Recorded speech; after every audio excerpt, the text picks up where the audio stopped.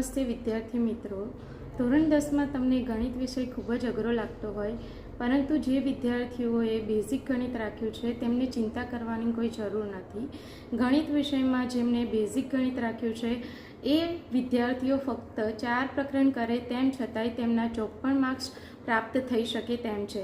Chapter number 14 સંભાવના, chapter number 13 આંકડાશાસ્ત્ર, chapter number 7 યામ ભૂમિતિ, ચેપ્ટર નંબર 5 સમાંતર શ્રેણી। ચેપ્ટર નંબર 14 સંભાવનાની વાત કરું તો જનરલ વિકલ્પ સાથે તે ચેપ્ટર 14 માર્ક્સમાં આપણને પૂછાવાનું છે બોર્ડની પરીક્ષામાં। એવી જ રીતે ચેપ્ટર નંબર 13ની વાત કરું આંકડાશાસ્ત્ર તો એ બોર્ડની પરીક્ષામાં આપણને 16 માર્ક્સમાં પૂછાવાનું છે।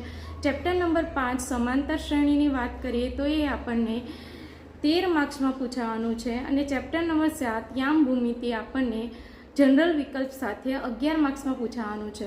આમ ચારેય ચેપ્ટરના ગુણ આપણે જોઈએ બોર્ડની પરીક્ષામાં તો 54 માર્ક્સ થાય છે। તો આ રીતે આપણે આ 4 ચેપ્ટરની આખા વર્ષ દરમિયાન પ્રેક્ટિસ કરીને 54 માર્ક્સ અને સારા ગુણ પ્રાપ્ત કરી શકીએ છીએ।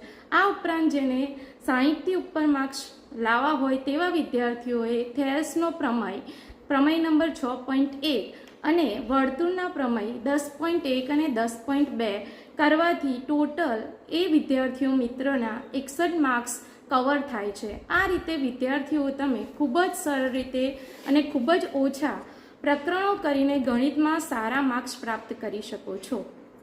Thank you.